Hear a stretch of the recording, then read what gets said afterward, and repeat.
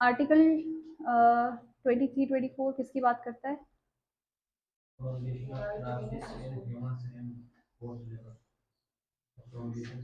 Prohibition of trafficking in human being and forced labour. ठीक है, trafficking नहीं हो सकती, तस्करी नहीं हो सकती, और फोर्स्ड लेबर जिसको बेगार भी कहा जाता है वो नहीं हो सकता है। ठीक है, उसकी प्रोहिबिशन जो है वो अंडर आर्टिकल 32 प्रोवाइडेड है। 23, सॉरी 32 क्या बोला। आर्टिकल 23 एंड आर्टिकल 24 दोनों ही किसकी बात करते हैं? Exploitation, protection against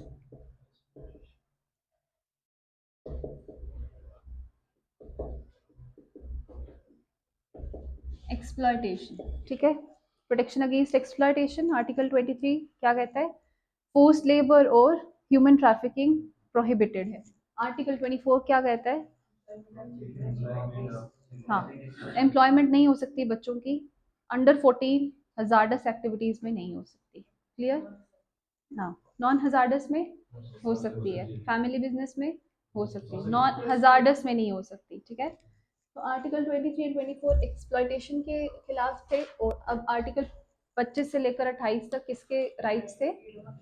right to freedom of religion. ठीक है, वेरियस राइट्स हमने पढ़े, जैसे कि रिलीजियस इंस्टीट्यूशंस को एस्टैब्लिश करना, रिलीजियस अफेयर्स को मैनेज करना, कोई भी religion on the basis of कि हम एक पर्टिकुलर रिलीजियस कम्युनिटी के हैं तो आपको टैक्स देना पड़ेगा, ऐसा कोई भी रिलीजन नहीं कहता है। ठीक है, on the basis of religion tax नहीं दिया जाता है।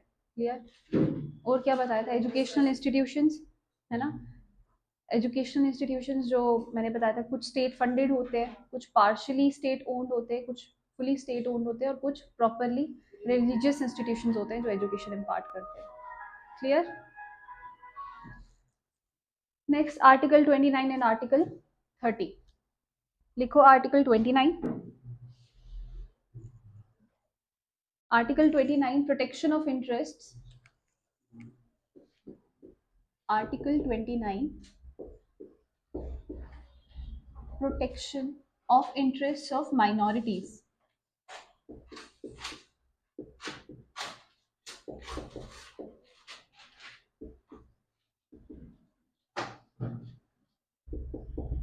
ठीक है, माइनॉरिटीज, मेजॉरिटी एंड माइनॉरिटी।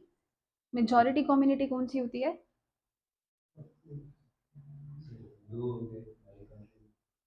ऐसे ही हिंदू को रिलीजन वाइज नहीं बताओ, ऐसे बताओ मेजॉरिटी कम्युनिटी और माइनॉरिटी कम्युनिटी क्या होती है।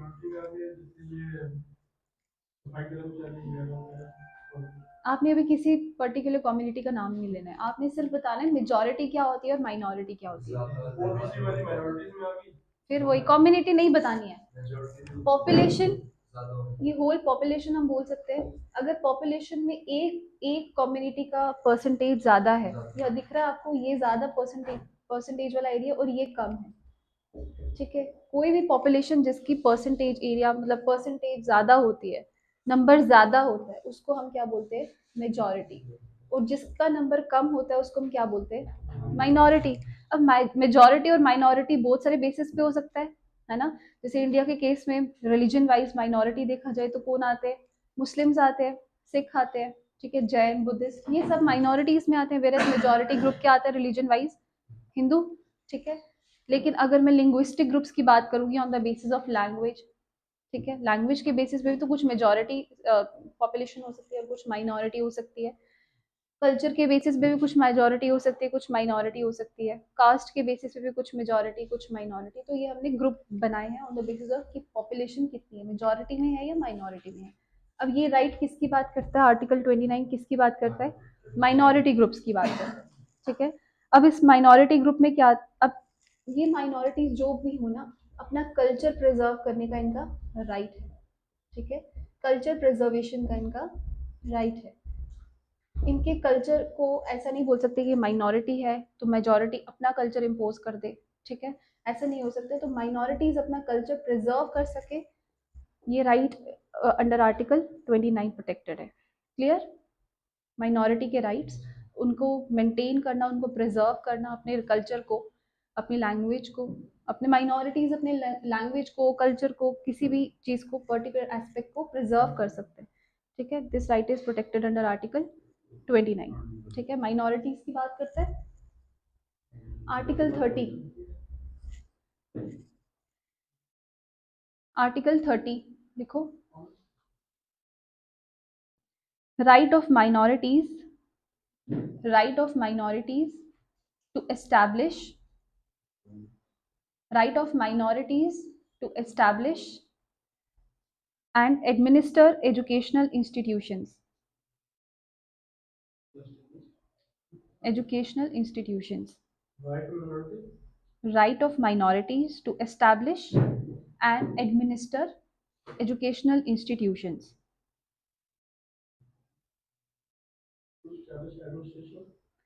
to establish, लिख रही हूँ मैं यहाँ पे, to establish and administer educational institutions,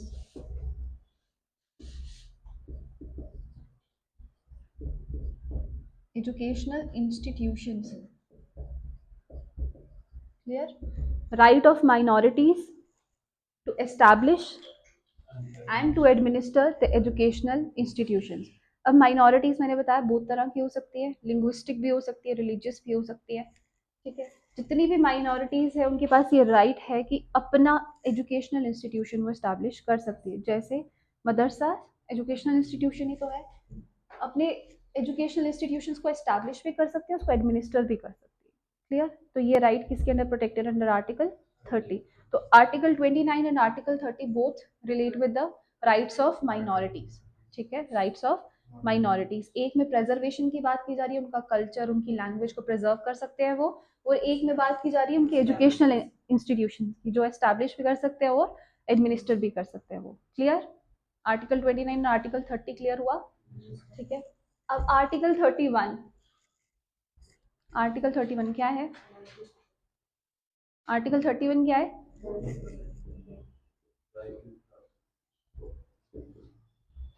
right to property, जिसको अब हमने फंडामेंटल राइट्स की लिस्ट में से डिलीट कर दिया है। ठीक है, तो right to property is no longer a fundamental right, it is now a legal right. Clear? तो आर्टिकल 32 हम यहाँ पे लिख सकते हैं। अब आता है आर्टिकल 32। आर्टिकल 32 कॉन्स्टिट्यूशनल रेमेडीज की बात करता है।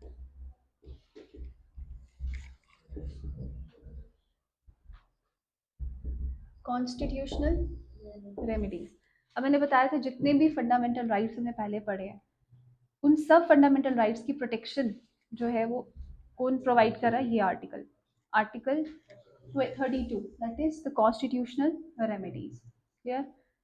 कॉन्स्टिट्यूशनल रेमेडीज में रिट्स होती हैं। ठीक है, क्या होती है? रिट्स का नाम सुना होगा आप लोगों ने। ठीक है, रिट्स होती हैं। ठीक है, रिट्स होती हैं ऑर्डर्स। ठीक है, ये कौन इशू कर सकता है? Supreme Court and High Court. Clear? Supreme Court and High court.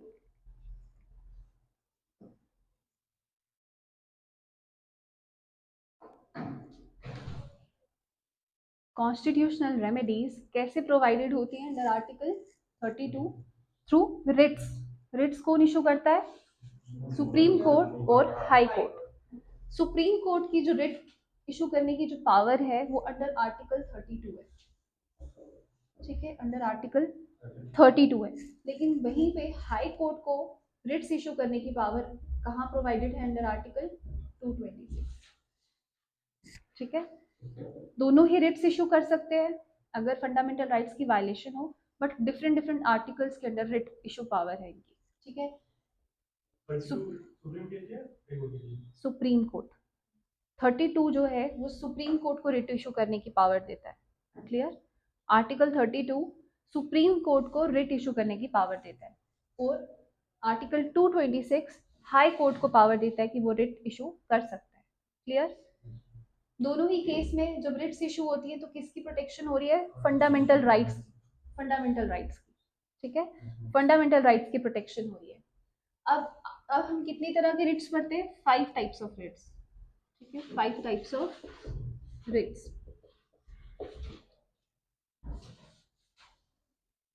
5 types of writs. ये समझ आया सबको कि रिट्स जो होती हैं वो इशू ऑर्डर होते हैं जो कौन इशू करता है, सुप्रीम कोर्ट या हाई कोर्ट। सुप्रीम कोर्ट कौन से अंडर आर्टिकल के अंडर करता है, आर्टिकल 32 के under. Whereas High Court को जो पावर मिली है रिट इशू करने की वो कौन से आर्टिकल के अंडर है, आर्टिकल 226 के अंदर। ठीक है, दोनों ही केसेस में ये क्या कर रहे हैं, फंडामेंटल राइट्स की वायलेशन में काम आ रहे हैं। क्लियर। अब 5 तरह की रिट्स कौन सी होती हैं,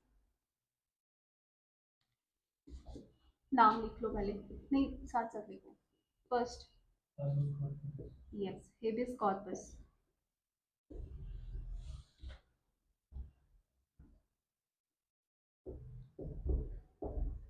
देखो ये सारे लैटिन वर्ड्स हैं। ठीक है, ये 5 तरह के रिट्स जो बता रही हूँ, ये हेबियस कॉर्पस, ये नाम लेटिन है, लेटिन वर्ड है ये। क्लियर। टू हैव, इसका मीनिंग क्या है, to have a body, to have a body.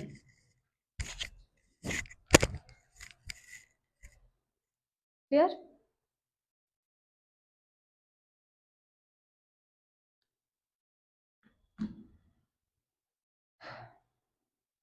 To have a body. अब देखो ये किसके अगेंस्ट यूज किया जाता है, used against state, used against state. To have a body इसका मीनिंग है, और किसके अगेंस्ट यूज किया जाता है, स्टेट के अगेंस्ट। देखो अब हेबियस कॉर्पस कब यूज किया जाता है, जब किसी पर्सन को, जब भी किसी पर्सन को इलीगली डिटेन कर दिया गया है, इलीगली डिटेन कर दिया गया है, पुलिस ने पकड़कर जेल में डाल दिया है, इलीगली डिटेन किया है, उसका अभी कोई कारण पता नहीं चला, इलीगली डिटेन किया है, तो उस केस में उस इंसान की फैमिली, फ्रेंड्स, रिलेटिव्स या वो इंसान खुद इस रिट के लिए जा सकता है। ठीक है, किस रिट के लिए, हेबियस कॉर्पस के रिट के लिए। वो बोल सकता है कि मुझे इलीगली डिटेन किया गया है और मुझे कोर्ट के सामने पेशी करवाई जाए और कोर्ट डिसाइड करे कि मेरे को अरेस्ट करने का कुछ पर्टिकुलर रीजन था, कोई कॉज था जिसकी वजह से मुझे अरेस्ट किया गया या इलीगली डिटेन किया गया। फिर कोर्ट चेक करता है कि अगर उसको इलीगली डिटेन किया हुआ होगा, रीजंस जो होंगे वो अननोन होंगे, रीजंस पर्टिकुलर नहीं होंगे, तो उस सिचुएशन में उस इंसान को रिलीज कर दिया जाएगा। क्लियर, इस रिट का इस्तेमाल कर कर। ठीक है, समझ आया। Writ of habeas corpus means to have a body, to have a body. और ये किसके अगेंस्ट यूज किया जाता है, against the state.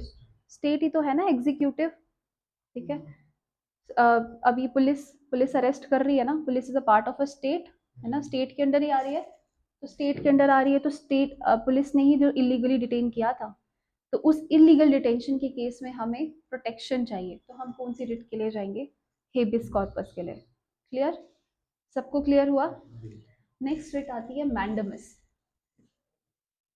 Next writ कौन सी आती है, मैंडमस। इसका मीनिंग है वी कमांड। क्लियर, इसका मीनिंग क्या है, वी कमांड।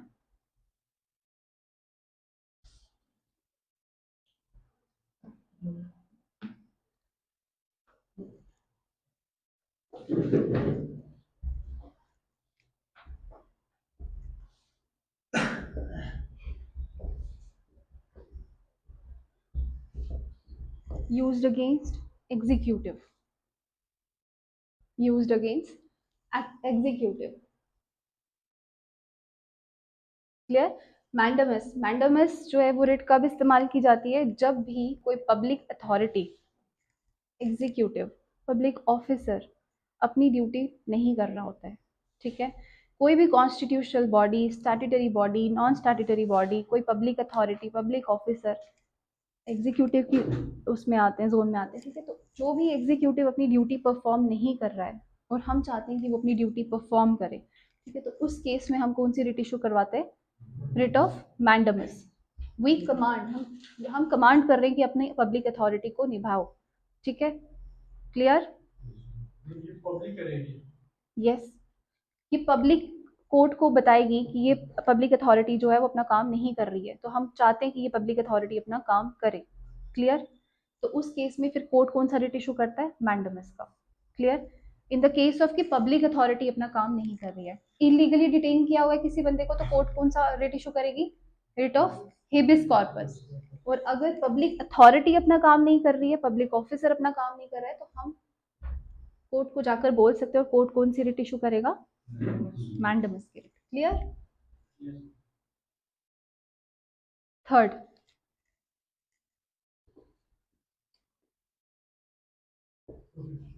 सर्शोररी। सर्शोररी, इसका मीनिंग है वी चेक और सर्टिफाई।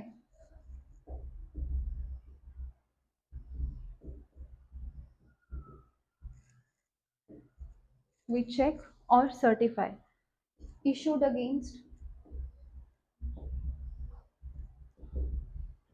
lower courts,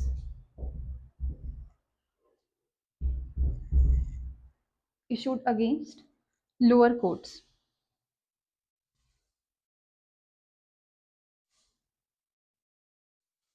ठीक है, लिख लिया सबने?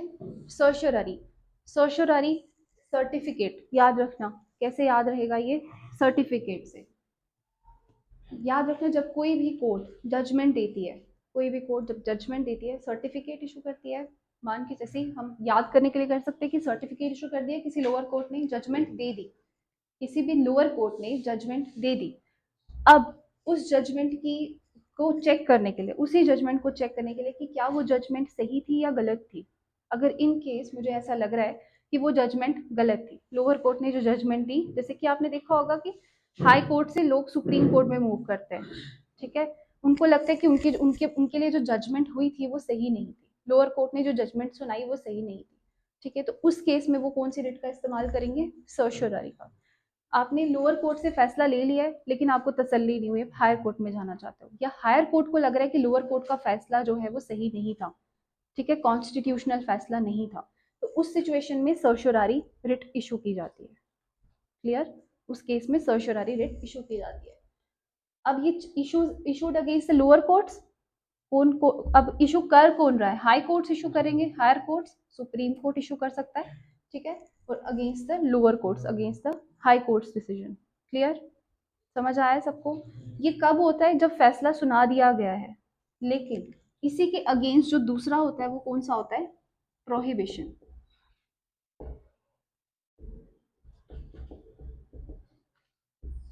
इसका मीनिंग है टू प्रोहिबिट,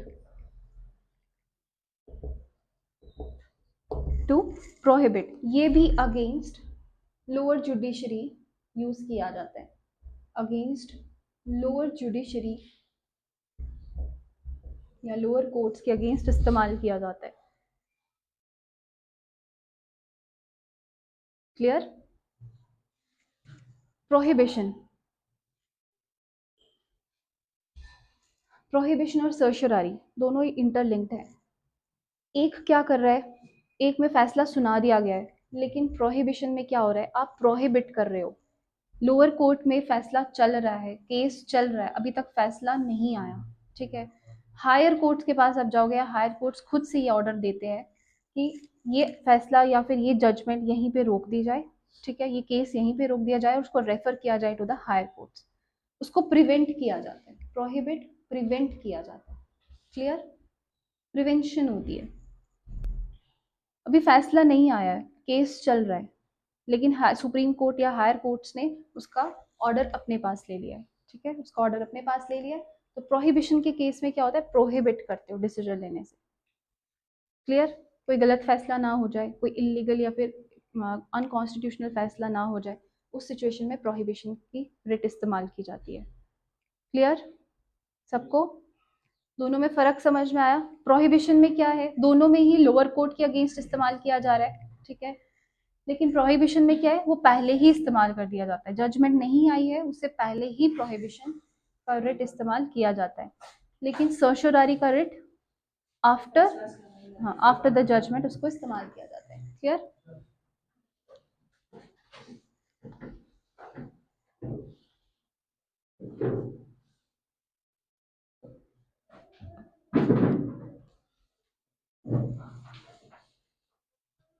लिख लिया सबने? समझ आया? दोबारा से रिवाइज करो। प्रोहिबिशन में क्या होगा? प्रोहिबिशन में ऑर्डर अभी तक नहीं आया, जजमेंट नहीं आया, ठीक है। उससे पहले ही क्या कर दिया गया है, हायर कोर्ट ने ऑर्डर दे दिया गया है कि वो जो केस है वो हायर कोर्ट में रेफर किया जाए, ठीक है। अब उसका डील उसके साथ डील कौन करेगा? हायर कोर्ट करेगा। लेकिन सर्शियरारी के केस में जो भी फैसला आया था, ठीक है, जो भी फैसला आया था उसको क्वैश कर दिया जाएगा, उसको खत्म कर दिया जाएगा, उसको नल एंड वॉइड डिक्लेयर कर दिया जाएगा। क्यों? क्योंकि कोर्ट को लगता है, हायर कोर्ट्स को ये लगता है कि ये जो फैसला सुनाया था लोअर कोर्ट ने, ये इलीगल था या फिर अनकॉन्स्टिट्यूशनल था। क्लियर? तो उस सिचुएशन में सर्शियरारी यूज होता है। दोनों रिट समझ में आ गई? डिफरेंस समझ में आ गया? नेक्स्ट फिफ्थ रिट इज को वारंटो।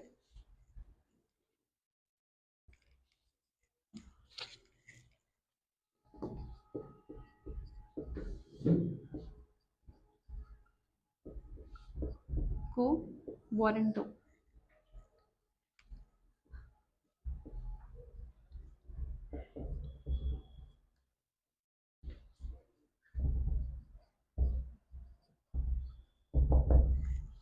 को वारंटो।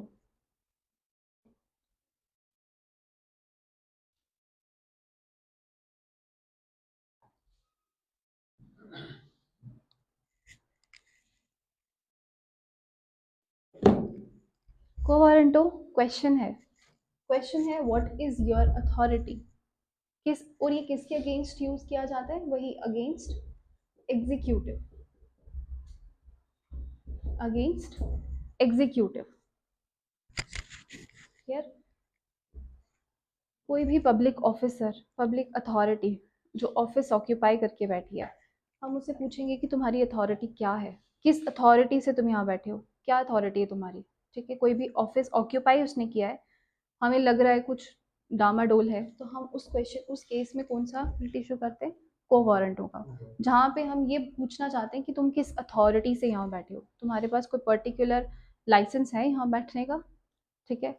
अगर पब्लिक अथॉरिटी हो, कुछ पब्लिक ऑफिसर हो, तो प्रॉपरली उस प्रोसीजर के द्वारा यहाँ पे बैठे हो या ऐसे ही आके बैठ गए हो। क्लियर? तो व्हाट इज योर अथॉरिटी, ये कौन सा रिट इशू, मतलब ये रिट जो है को वारंटो, ये क्या पूछती है? What is your authority. Clear?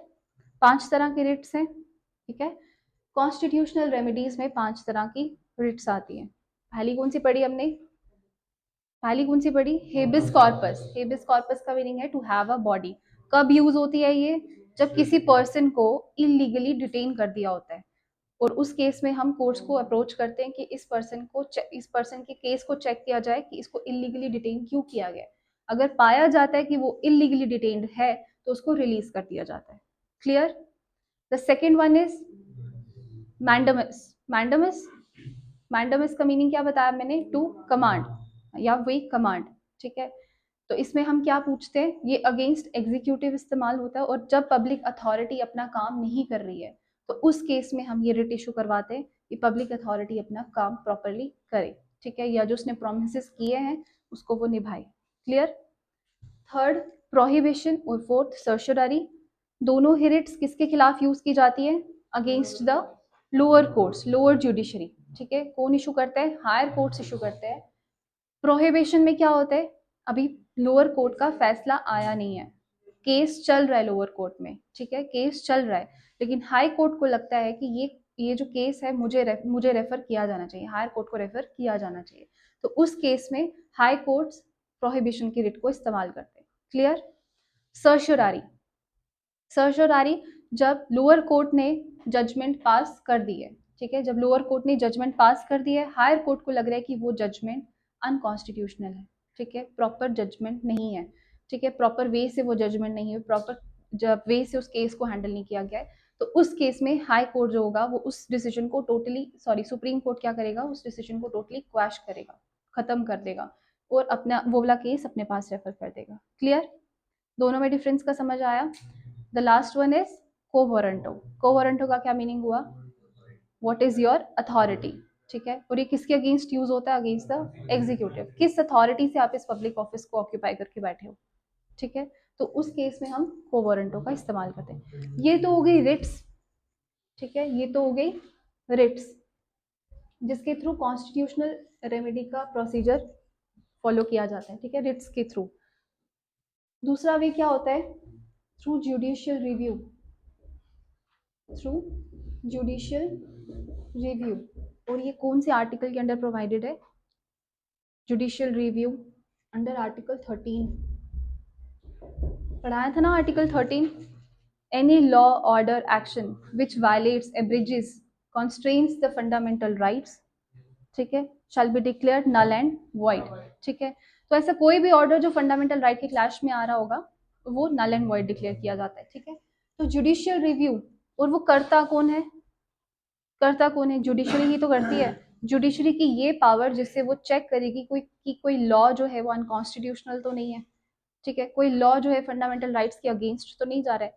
तो उस सिचुएशन में जुडिशरी की ये जो पावर होती है उसको हम क्या बोलते हैं? Judicial review. क्लियर? समझ आया सबको?